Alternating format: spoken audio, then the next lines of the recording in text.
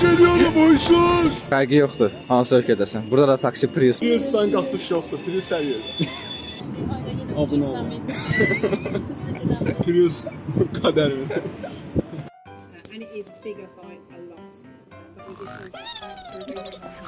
we did when we were all standing behind this flooring. Göstər bayrağımızı göstər. Merhabalar.